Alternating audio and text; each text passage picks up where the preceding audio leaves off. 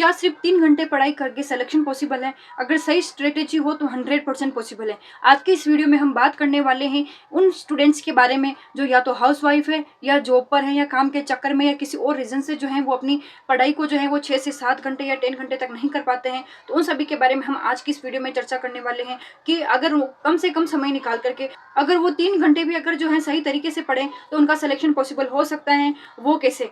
Hello दोस्तों, कैसे हैं आप सब? आई होप आप सब बहुत अच्छे होंगे और आप लोगों की तैयारी भी है जो बड़े अच्छे से चल रही होगी।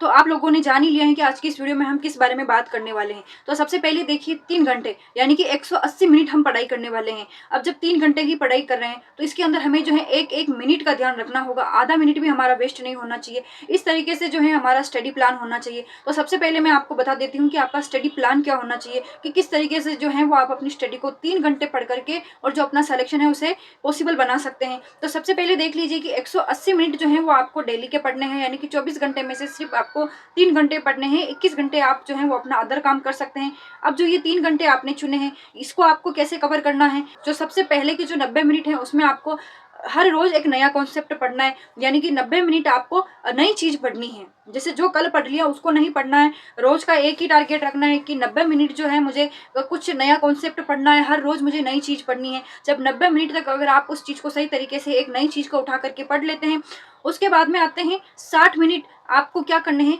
PYQ सोल्व करने हैं। बस 90 मिनट की पढ़ाई हो गई। अब नई पढ़ाई को बंद कर दीजिएगा। अब अगले 60 मिनट तक आपको सिर्फ PYQ सोल्व करने हैं। जितने हो सके उतने अधिक से अधिक PYQ लगाइए। PYQ की जो व्याख्या है उनको पढ़िए, ध्यान से पढ़िए। ठीक है, तो 60 मिनट आपको क्या करना है? PYQ लगाना है। 90 आपने स्टडी कर ली, 60 के आपने क्या कर लिए? PYQ लगा लिए, यानी कि 150 मिनट आपके जो है वो कंप्लीट हो गए। अब आपके पास बचते हैं 30 मिनट। अब उन 30 मिनट के अंदर आपको क्या करना है? रिविजन। अब रिविजन क्या करना है कि जैसे आज जो आपने पढ़ाई कर ली है, अब जब कल आप वापस नया टॉपिक पढ़ेंगे तो जो पहले एक दिन पहले जो पढ़ा हुआ है उसको आपको 30 मिनट के अंदर क्या करना है? रिवाइज करना। यानी 90 मिनट के जो टाइम टारगेट के अंदर जो आपने पढ़ा था, अब उन सभी को आपको 30 मिनट के समय टारगेट के जो अंदर है उसको आपको वापस क्या करना है? रिवाइज करना है। तो 30 मिनट रिवाइज करना है। एक बार फिर से जो आपके 180 नंबर हैं उसको सुन लीजिए कि 90 मिनट आपको नया कॉन्सेप्ट पढ़ना है, 60 मिनट आपको PYQ सोल्व करने हैं और जो 30 मिनट है उसमें आपको रिवाइज करना है।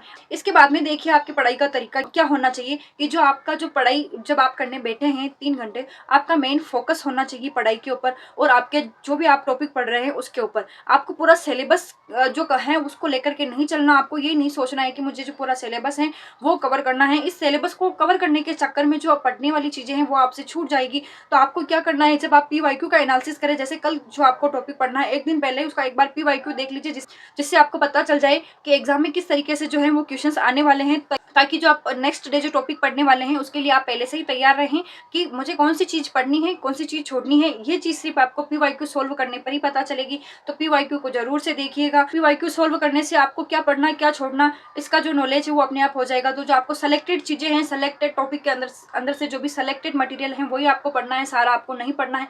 ताकि जो भी आपको पढ़ना है, यानी कि आपको इसमें क्या करना है कि आपका 100% जो फोकस है वो आपके मेन टॉपिक पे होना चाहिए।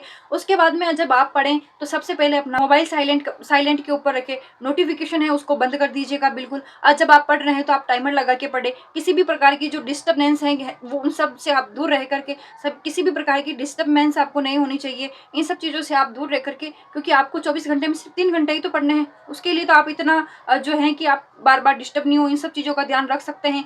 तो इन सभी चीज़ों से दूर होकर के ही आपको पढ़ाई करनी है। उसके बाद में आपको क्या करना है कि डेली टारगेट नहीं लेना है। हम डेली टारगेट अब वो उनके लिए होते हैं जो 8 घंटे 10 घंटे, कोई कहते हैं हम 14 घंटे पढ़ाई करते हैं, तो ये उनके लिए होते हैं डेली टारगेट कि वो 14 घंटे पढ़ाई कर रहे हैं। उनके 14 घंटे वाला डेली टारगेट हम लेके बैठेंगे तो हमारे तो 3 से 4 दिन 5 दिन तो हमारा उनका एक दिन का टारगेट ही नहीं होगा। तो इससे क्या होता है कि डिमोटिवेट। अब आपने माना कि कोई डेली टारगेट ले लिया, किसी कारणवश अगर आप 3 घंटे भी नहीं पढ़ पाए, तो अगर आप वापस शाम को 24 घंटे पूरे होने के बाद आप देखोगे कि आज का जो मैंने टारगेट लिया वो तो मेरा पूरा हुआ ही नहीं, इससे आपको डिमोटिवेशन फील होगा और इससे जो आगे की जो आपकी पढ़ाई है उस पर आप फोकस नहीं कर पाएंगे। आपने वैसे भी देखा होगा कि हम कोई एग्जाम देते हैं, उसके अंदर हमारा सिलेक्शन नहीं होता, नंबर कम होते हैं, तो उसके बाद में जो भी एग्जाम आता है हम पढ़ाई नहीं कर पाते। हमारा जो इतना डिमोटिवेशन बढ़ जाता है कि ऐसा लगता है कि पढ़ाई नहीं होगी।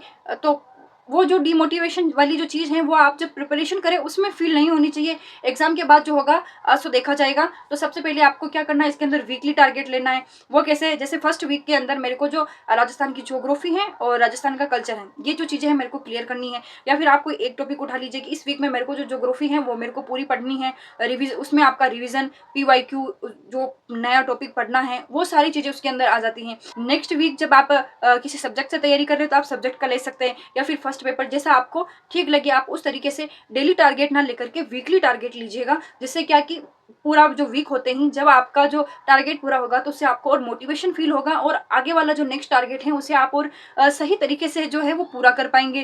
तो आपको क्या करना है, वीकली टारगेट के साथ पढ़ाई करनी है। उसके बाद में आपको जो रिवीजन की स्ट्रेटजी है वो सही तरीके से फॉलो करनी है। 137 इस पे आपको रिवीजन करना है, यानी कि कल का पढ़ा हुआ आज आपको रिवीजन करना है। अब वो जो फर्स्ट डे जो पढ़ा हुआ है उसको वापस 3 दिन बाद रिवाइज करना है। फर्स्ट डे जो पढ़ा हुआ है उसको वापस 7 डेज के अंदर, जब 7वां दिन होगा उस दिन आपको उस चीज़ को वापस रिवाइज करना है। यानी कि वो चीज़ 1 हफ्ते तक बीच बीच में चलेगी। तो आप उससे जब वो आपके जो भूलने के जो कुछ परसेंटेज होते हैं कि जो पढ़ा है वो 2-3 दिन में भूल जाते हैं, तो वो जो भूलने के चांस हैं जो वो थोड़े कम हो जाएंगे। इससे क्या कि 137 इस रूल से अगर आप रिवाइज करते हैं तो आपकी जो पढ़ी हुई चीज़ें हैं वो भी आपके माइंड में लंबे समय तक जो है वो बनी रहेगी, जिससे आपके अंदर और कॉन्फिडेंस बढ़ेगा कि हमने पढ़ा है और मुझे याद है। तो इस तरीके से आप जो ये रिवाइज प्लान है 137 इसको फॉलो कर सकते हैं। इसके बाद में सबसे बड़ी जो सिलेक्शन की चाबी होती है वो होती है PYQ।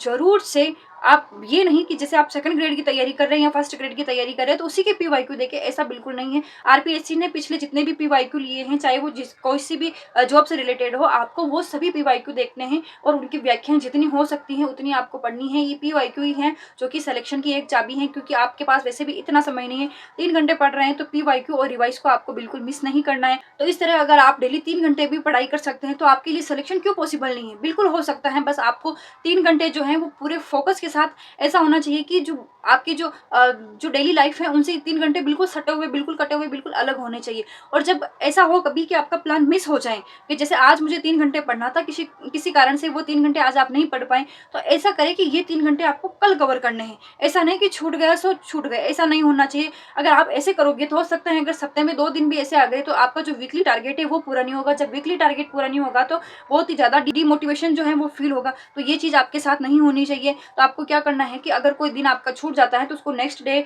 या उस समय को आप जैसे 1-1 घंटा हर दिन बढ़ा करके 4-4 घंटे, जैसा आपको ठीक लगे, जैसा आपको समय मिले उस तरीके से कवर करके भी आप पढ़ सकते हैं। तो ये जो 3 घंटे का जो पढ़ाई का जो टारगेट है, इससे इसको पढ़ करके इसको लेकर के भी आप जो है वो सिलेक्शन को प्राप्त कर सकते हैं। अगर आप चाहते हैं कि मैं इसके लिए आपको एक टाइम टेबल भी बना करके दूं तो आप कमेंट सेक्शन में टाइम टेबल जरूर कमेंट लिखिएगा, तो मैं इसके ऊपर आपको अलग से एक टाइम टेबल बना करके दे दूंगी कि किस तरीके से आपको पढ़ना है। आई होप ये वीडियो आपको अच्छी और हेल्पफुल लगी होगी। अगर वीडियो हेल्पफुल लगी हो तो वीडियो को लाइक करें, शेयर करें अपने दोस्तों के साथ और चैनल को सब्सक्राइब करना बिल्कुल मत भूलिएगा।